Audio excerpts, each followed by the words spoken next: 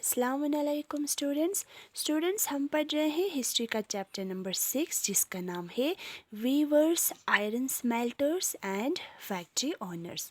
तो हमारा आज का टॉपिक है Indian textiles in European markets. तो आज हम देखेंगे कि हमारे जो इंडियन टेक्सटाइल्स है उसका क्या रोल रहा है यूरोपियन मार्केट्स में।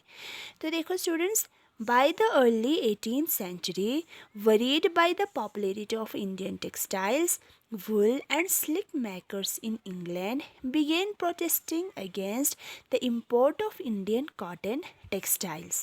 In 1720, the British government enacted a legislation banning the use of printed cotton textiles tints in England. Interestingly, this act was known as the Calico Act. तो देखो students, early 18th century में क्या हुआ था कि हमारे Indian textile जो है वो इतने ज़्यादा फेमस हो गए थे इंग्लैंड में कि वहाँ के जो सिल्क और वुल मेकर्स लोग थे उनको क्या हुआ, उन्होंने देखा कि इंडियन टेक्सटाइल जो है बहुत ही ज़्यादा पॉपुलर हो रहा है यहाँ पे, तो उनको फ़िक्र होने लगे थे। तो इस वजह से उन्होंने क्या किया कि इंडियन टेक्सटाइल के इंपोर्ट के ख़िलाफ़ प्रोटेस्ट करना शुरू कर दिया था। फिर 1720 में ब्रिटिश गवर्नमेंट ने एक एक्ट इनेक्ट किया था, या एक एक्ट जो है अनाउंस किया कि इंडियन प्रिंटिंग कॉटन टेक्सटाइल पर बैन लगा दिया था इंग्लैंड में। और इस एक्ट का नाम क्या रखा गया था students? Calico act. At the time, textile industries had just begun to develop in England. Under the compete with Indian textiles, English producers wanted a secure market within the country by preventing the entry of Indian textiles.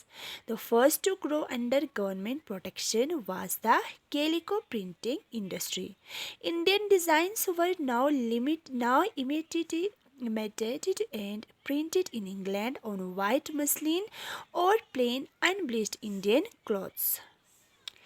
तो students, उस वक्त textiles industry शुरू हो चुकी थी England में, लेकिन वो इंडियन टेक्सटाइल के साथ compete ही नहीं कर पा रहे थे।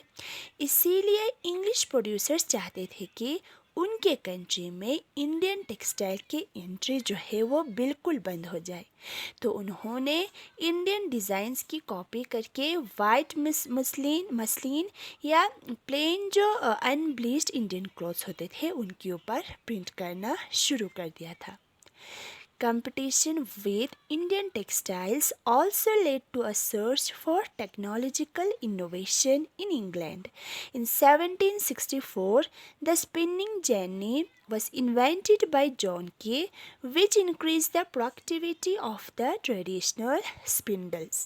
The invention of the steam engine by Richard Arkwright in 1786 revolutionized cotton textile weaving. Cloth could now be woven in immense quantities and cheaply too. तो क्या हुआ स्टूडेंट्स कि इंग्लैंड के लोग इंडियन टेक्सटाइल के साथ compete नहीं कर पा रहा था, तो उन्होंने एक टेक्नोलॉजिकल इनोवेशन किया इंग्लैंड में।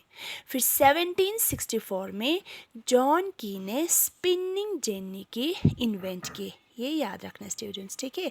स्पिनिंग जेनी की इन्वेंट को किसने किया था? जॉन की ने। तो जॉन की ने इस स्पिनिंग जेनी की इन्वेंट की, जिससे उनकी प्रोडक्शन जो है बढ़ गई थी। फिर इसके बाद 1786 में रिचर्ड आर्कराइट ने स्टीम इंजन की इन्वेंशन शुरू की थी, ठीक है। तो रिचर्ड आर्कराइट ने स्टीम इंजन की इन्वेंट किया था, जिससे अब कॉटन टेक्सटाइल में क्या हुआ? रिवॉल्यूशन आ गई, मतलब कि बहुत ज़्यादा कॉटन टेक्सटाइल्स बनने लगे थे। तो स्टूडेंट्स, इससे क्या हुआ कि अब बहुत ज़्यादा क्वांटिटी में कॉटन की क्लोथ्स बनने लगे और बहुत ही सस्ते में बिकने लगे थे, ठीक है students.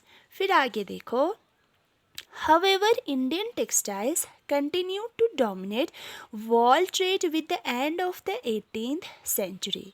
European trading companies, the Dutch, French, and the English, made enormous profits out of this flourishing trade.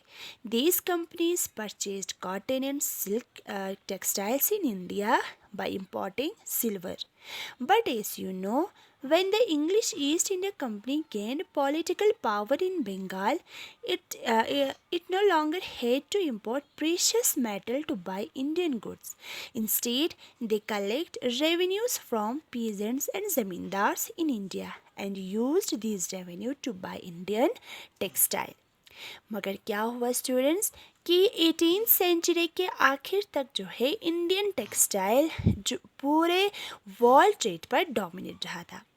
फिर जो यूरोपियन ट्रेडिंग कंपनी थी जैसे कि डच, फ्रेंच या इंग्लिश, तो इन्होंने क्या किया कि ये लोग जो है इस ट्रेड से बहुत ही ज़्यादा प्रॉफिट कमा रहे थे।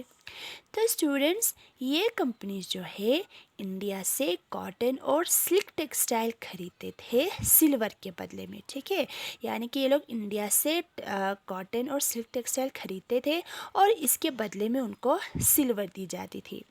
लेकिन स्टूडेंट्स हमने देखा कि किस तरह से ईस्ट इंडिया कंपनी ने पूरे बंगाल के ऊपर अपना पॉलिटिकल पावर जमा लिया था।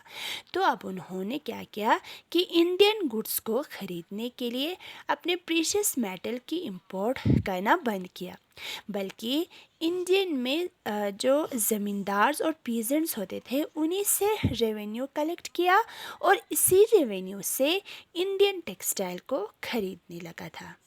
ठीक है स्टूडेंट्स, तो इस तरह से देखो ईस्ट इंडिया कंपनी के लोगों ने हमारे इंडियन टेक्सटाइल से उन्होंने कितना ज़्यादा प्रॉफिट कमाया था। तो स्टूडेंट्स आज के लिए इतना ही काफ़ी है स्टूडेंट्स, खुदा हाफिज़।